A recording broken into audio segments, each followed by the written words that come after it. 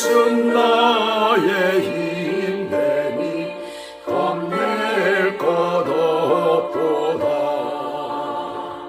모든 싸움 이긴 후에 그날이 이르며 승전과 높이 부르며 큰 영광 누리리. 다른 사람 어찌든지 주님의 용사되리. 나는 주의 군사되어 충성을 맹세하여 내가 승리하기까지 주 은혜로 싸우리. 주의 용사된 나에게 주의 일 맡기소서.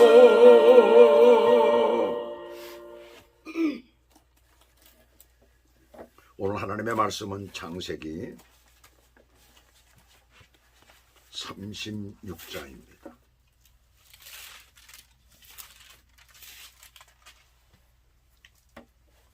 오늘 본문은 창세기 36장 1절에서부터 43절까지 한 장 전부 다입니다. 1절에서 너무 길기 때문에 1절에서 8절까지만 제가 봉독해 올려드리겠습니다. 에서 곧 에돔의 족보는 이러하니라. 에서가 가나안 여인 중 헷 족속 엘론의 딸 아다와 히위 족속 시브온의 딸인 아나의 딸 오홀리바마를 자기 아내로 맞이하고 또 이스마엘의 딸 느바요스의 누이 바스맛을 맞이하였더니 아다는 엘리바스를 에서에게 낳았고 바스맛은 루엘을 낳았고 오홀리바마는 여우스와 얄람과 고라를 낳았으니 이들은 에서의 아들들이요 가나안 땅에서 그에게 태어난 자들이더라. 에서가 자기 아내들과 자기 자녀들과 자기 집의 모든 사람과 자기의 가축과 자기의 모든 짐승과 자기가 가나안 땅에서 모은 모든 재물을 이끌고 그의 동생 야곱을 떠나 다른 곳으로 갔으니 두 사람의 소유가 풍부하여 함께 거주할 수 없음이로라. 그들이 거주하는 땅이 그들의 가축으로 말미암아 그들을 용납할 수 없었더라. 이에 에서 곧 에돔이 세일산에 거주하니라. 아멘.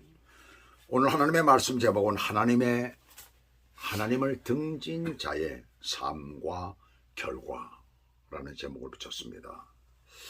창세기 36장은 야곱의 일대기를 마감하면서 다음 세대로 넘어가기 전에 야곱의 쌍둥이형 에서의 이야기를 부록으로 남기고 있어요. 그래서 너무나 이것이 중요한 부분은 아니기 때문에 그래서 36장 전체를 한 문단으로 잡았습니다. 사실은 4개의 문단이 되어져 있죠. 그 4개의 문단인데 그것을 하나로 해서 오늘 말씀을 드리고자 합니다. 에서는 이미 태어나기 전부터 언약의 계승자로서는 제외되었어요. 하나님의 축복으로 자기 당대에는 그러나 그럼에도 불구하고 하나님의 축복으로 자기 당대에는 물론 막강한 세력권을 가지고 한 민족을 이루는 그런 놀라운 축복을 받고 있습니다. 이 사실을 우리는 믿음의 눈으로 똑바로 봐야 됩니다. 하나님의 섭리가 무엇일까라는 것을. 그것은 에서와 그 자손이 하나님의 일반 은총을 받았지만 이 말은 에서뿐만이 아니라 모든 믿지 않는 자들에게도 다 적용이 된다는 얘기입니다. 일반 은총을 받았지만 그래서 부와 권력을 누리며 보여주고 있어요. 그렇게 살고 있어요. 흥왕했었어요. 하나님의 언약의 백성으로의 특별 은총의 축복은 받지 못했다는 사실이에요. 그것을 우리들에게 보여주고 있습니다. 이것은 우리에게 한 가지 사실을 분명하게 말씀하고 있어요. 하나님을 떠난 자도 이 땅에서 부와 권력을 누리며 풍족하게 살 수 있다는 거예요. 세상 사람들이 가장 갖고 싶어하고 누리고 싶어하는 삶을 그들도 누리게 된다는 얘기입니다. 그걸 가질 수가 있다는 것을 말하고 있는 거예요. 예수 믿으면 이 세상의 물질의 축복을 받는다는, 예수 믿는 사람들에게 그런 축복을 받는다는 그런 잘못된 생각은 갖지 말라는 것입니다. 이 말씀에서 우리가 분명하게 봐야 되는 거예요. 그가 노력하면, 어떤 사람이든지 노력하면 누구나가 누릴 수 있는 거예요. 그것이 일반 은총입니다. 오늘 본문은 그것을 우리들에게 말해주고 있습니다. 그래서 아까도 말씀드렸지만 36장 전체가 네 문단으로 되어 있는데 그것을 하나로 묶어서 에서가 하나님을 어떻게 등지고 어떠한 모습으로 그들도 확장되는지를 보며 어떻게 결과가 되는가를 함께 보도록 하겠습니다. 물론 결과는 오늘 본문에서 나오질 않습니다. 나중에 나오게 되죠. 자, 1절에서 8절까지를 먼저 보도록 하겠습니다. 첫 번째 문단입니다. 에서가 아내와 자식을 얻으면서 거주지를 옮겨 사는 내용이에요. 에서는 가나안 땅에서 3명의 아내로부터 5 아들을 얻고 큰 재산까지 갖게 되자 스스로 가나안 본토를 떠나 요단 건너편 땅 사해 남단의 세일 산으로, 그 산지를 그쪽으로 떠났어요. 산지입니다. 그래서 6절에 보시게 되면은 이렇게 말씀하고 있습니다. 에서가 자기 아내들과 자기 자녀들과 자기 집의 모든 사람과 자기의 가축과 자기의 모든 짐승과 자기가 가나안 땅에서 모은 모든 재물을 이끌고 그의 동생 야곱을 떠나 다른 곳으로 갔으니 그랬어요. 여기서 보시면 재미있는 단어가 자기의. 하나님의 은혜라는 건 없어요. 자기가 해서 얻은 것을 여기서 말씀하고 있는 것입니다. 그런데 에서는 야곱이 고향에 돌아오기 이전에도 아비 이삭을 떠나 세일에서 살았었다라는 것을 볼 수가 있습니다. 그러니까 양쪽 살림을 한 거예요. 아버지가 어디에 살았었습니까? 아버지 이삭은 기랏 아르바에 있었죠. 마므레에 있었죠. 나중에 이제 야곱이 글로 가잖아요. 가는데 이 에서는 거기에도 와서 얼마 동안 살고 또 세일, 주로 세일에 말이 있었다는 것을 알 수 있어요. 처음 야곱과 대면했을 때 세일로 같이 가자고 하죠. 그래서 거기서 머물렀다는 그런 장면이 나옵니다. 오래전에 야곱은 형 에서가 자기를 죽이겠다고 결심한 것을 알고 두려워서 또 부모의 권유로 바단 아람 외삼촌네 집으로 도망을 했지만 에서는 그때도 자기 스스로 가나안이 아닌 그곳 세일 생활을 더 즐겼다라는 것을 우리는 알 수가 있습니다. 결혼 전에도 그곳에서 주로 생활하면서 이방의 여인을 아내로 맞아들였어요. 부모와는 전혀 관계가 없습니다. 가족과는 전혀 관계가 없습니다. 세일은 산지로서 사냥을 하기도 좋고 유목 생활을 하기도 좋은 곳이에요. 그래서 그곳으로 가게 되죠. 그래서 그곳에 완전히 정착함으로 그 땅의 실력자로 급성장하여 번영을 누리게 됩니다. 물론 3명의 아내들로부터 자식과 손자들과 많은 재물을 모아서 오늘 본문에 보시면 뭐 그렇잖아요. 가나안 땅에 거주하기에 너무 좁은 것도 있지만 더 큰 이유는 현실의 성공과 풍요를 위해서 하나님과 부모의 곁을 떠난 것입니다. 현실의 성공과 풍요를 더 좋아하는 이유는 무엇일까요? 그것은 그 마음에 하나님 두기를 싫어하기 때문에 그렇습니다.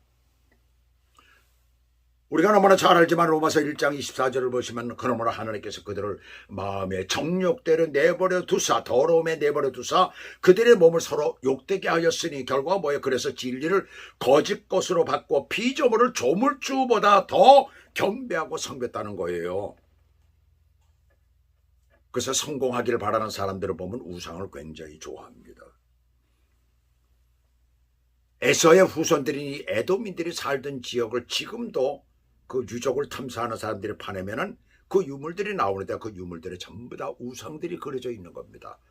그 당시 그들이 섬기던 것들이 나오고 있어요. 그리고 로마서 1장 28절에서는 또한 그들이 마음에 하나님 두기를 싫어하며 하나님께서 그들을 그 상실한 마음대로 내버려 두셨다는 거예요. 하나님 두기를 싫어하는 사람에게 하나님께서 그 상실한 마음대로 내버려 두신다는 것입니다.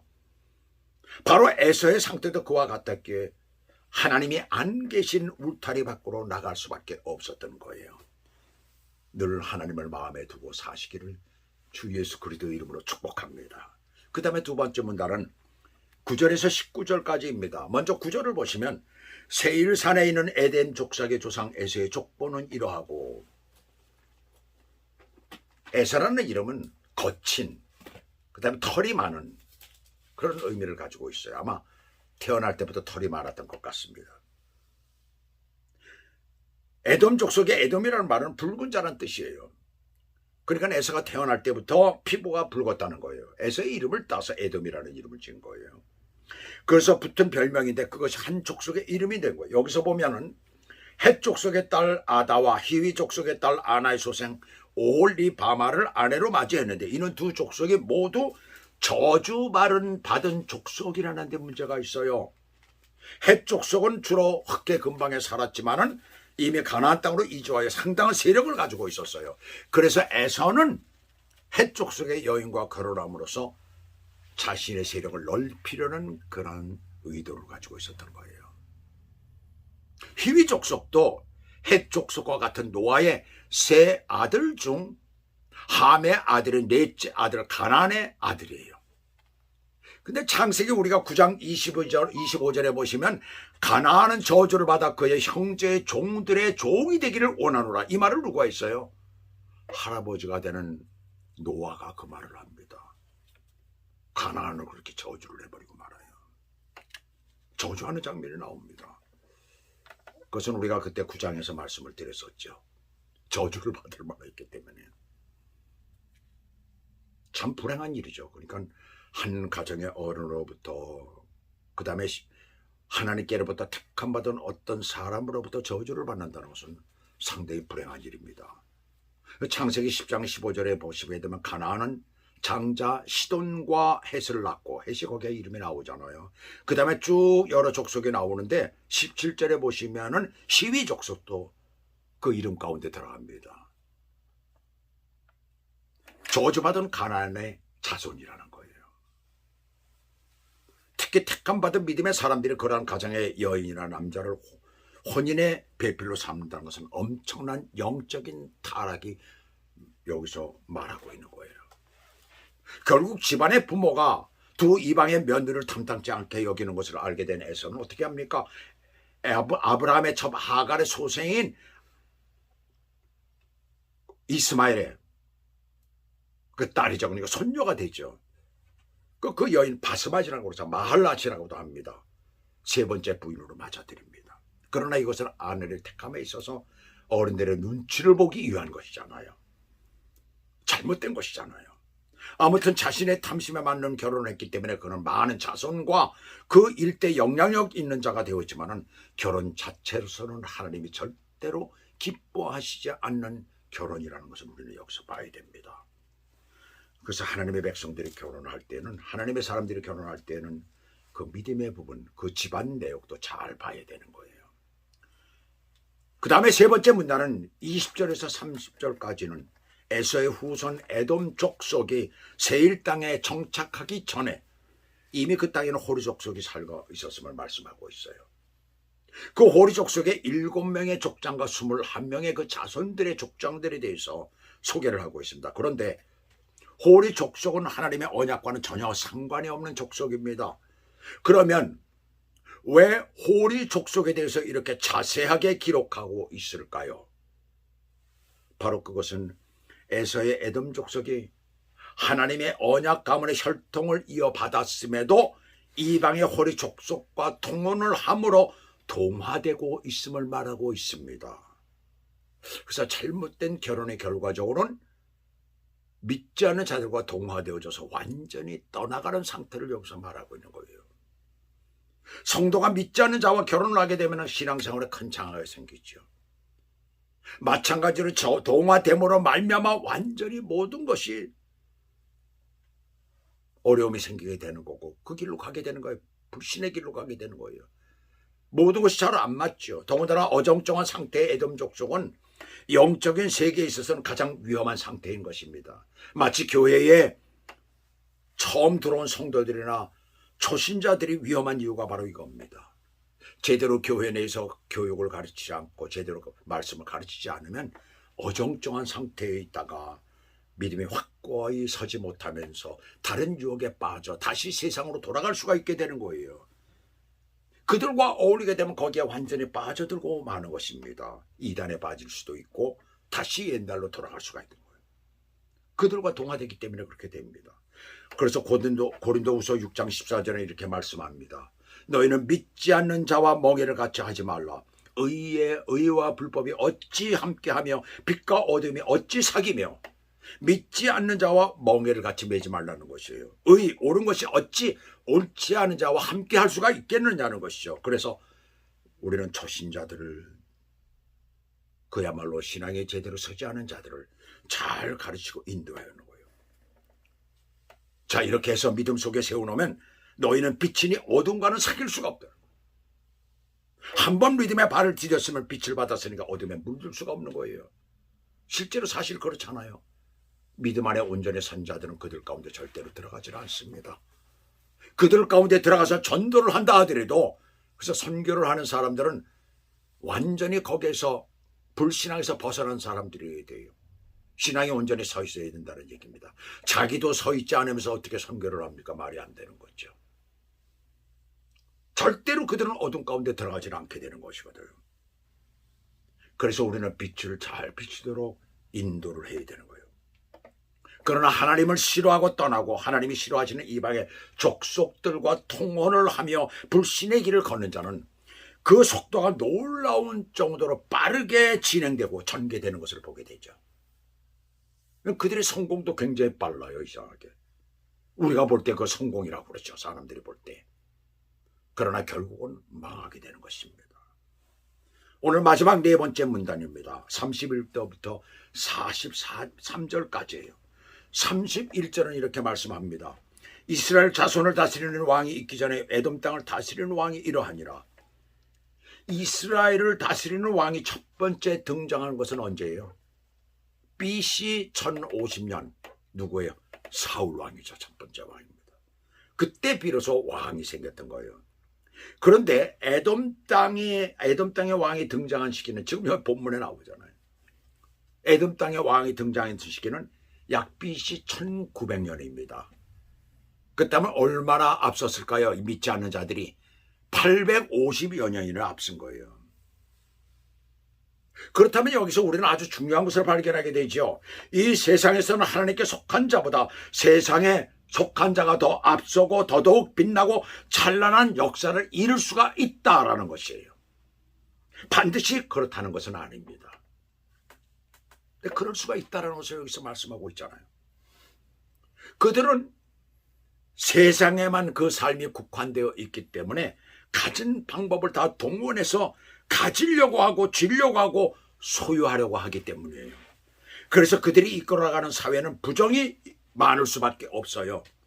속임과 거짓과 음모와 당파와 불법과 불의가 판을 치도록 되어 있습니다. 지금 이 세계를 보세요. 사회주의 공산당이라고 하는 것이 그들이 가지고 있는 하나의 전술을 가지고 지금 온 세계를 먹으려고 합니다. 그 트럼프라는 이 대통령은 그것을 빨리 안 걸 깨달은 거예요. 그래서 중국을 배제하는 것입니다. 사람들이 이거 잘 몰라요. 중국은 왜 저럴까? 왜 저럴까? 잘 친하게 지내면 되는데 천만의 말이에요. 영적인 세계가 그 안에 있기 때문에 그렇습니다. 한국도 똑같아요. 지금 한국 똑같잖아요. 지금 보면은 영적인 세계 때문에 그러는 것입니다. 좌파 우파는 중요하다고 그렇게 생각하네요. 좌파적인 논리 가운데 좋은 것도 있잖아요. 그 우파에서 그것을 또 저기 해가지고 이렇게 사용하면 되는 것이죠. 좋은 것들은 그렇잖아요. 복지는 다 그렇잖아요. 사회주의에서 나오는 거 아니에요. 그렇다면 그거 용납하고 사람들 잘 살면 되는 거 아니에요. 백성들을 잘 살게 하는. 정부가 바로 그런 것 아닙니까? 그러나 그들은 그렇지가 않은 것입니다. 다 거짓이고 다 선전이고 선동인 거예요. 사람들이 모릅니다. 그거 절대로. 너무나 거짓말을 잘하기 때문에. 잠언 21장 4절은 눈이 높은 것과 마음이 교만한 것과 악인이 형통한 것은 뭐라고 그러세요? 다 죄인이라. 잠언 24장 1절 2절에 보시면 너는 악인의 형통함을 부러워하지 말며 그와 함께 있으려고도 하지 말라라고 말씀합니다. 그래서 믿음의 사람들은 악인의 형통을 절대로 부러워해서는 안 되는 거예요. 악인의 이기는 자랑도 잠시요 사곡한 자의 즐거움도 잠깐이니라. 욥기서 20장 5절의 말씀이죠. 아무리 오랜 시간 누릴 것 같아도 인생은 잠깐이에요. 영혼에 비하면 한 점 흑익점에 불과한 것입니다. 그것이 인생이에요. 하나님이 택하신 야곱, 이스라엘은 처음에는 이렇게 약하였지만 나중에는 승승장구하던 에서의 에돔을 정복하는 역사를 이루게 됩니다. 오늘날 보세요. 이스라엘이 그 조그만 나라, 몇백만 뿔이 안 되는 그 나라가 전 세계를 쥐고 흔듭니다. 놀라운 일이죠. 그래서 이스라엘의 전쟁이 일어나면 모두가 주목하는 이유가 바로 그거예요. 작은 나라지만 전 세계에서 아마 어쩌면 가장 강한 나라일지도 몰라요. 미국이 가장 강대한 국가라고 하지만 어쩌면 그 미국을 움직이는 것도 이스라엘입니다. 작은 나라, 정말 작고도 미약했죠. 왕국이 되는 것도 얼마나 늦게 됐어요. 이사야 60장 22절에 보시면 그 작은 자가 천을 이루겠고 그 약한 자가 강국을 이룰 것이라. 때가 되면 나 여호와가 속히 이루리라 라고 말씀하십니다. 아무리 약한 그리스도인이라도 그 삶에 그리스도가 왕이 되시면 처음엔 미약하지만 나중엔 창대케 되는 역사가 이루어질 줄 믿습니다. 이 사실을 우리는 믿어야 되는 거예요. 뿐만 아니라 믿는 자, 그리스도인에게는 아무나 갖지 못한 큰 것이 있지요. 그것이 무엇일까요? 그것은 예수 믿는 자에게만 주어지는 영생의 축복입니다. 그래서 요한복음 10장 28절에서 30절까지 보면 내가 그들에게 영생을 주노니 영원히 멸망치 아니할 터이요 또 그들을 내 손에서 빼앗을 자가 없느니라. 그들을 주신 내 아버지는 만물보다 크심에 아무도 아버지 손에서 빼앗을 수 없느니라 라고 말씀하십니다. 우리에게 주신 영생을 야곱에게도 똑같이 주셨지만 근데 그 말씀 가운데 맨 30절에 보시면 나와 아버지는 하나이니라 그랬어요. 자, 예수 그리스도로 말미암아 우리가 영원한 생명을 얻었잖아요. 근데 나와 아버지는 하나이라는 거 보십니까? 예수님도 아버님도 똑같다는 얘기예요. 그럼 그 당시에 영생을 야곱에게도 주셨지만 그러나 누구에게 없습니까? 에서에게는 전혀 없는 것입니다. 그는 아무 상관이 없는 사람입니다.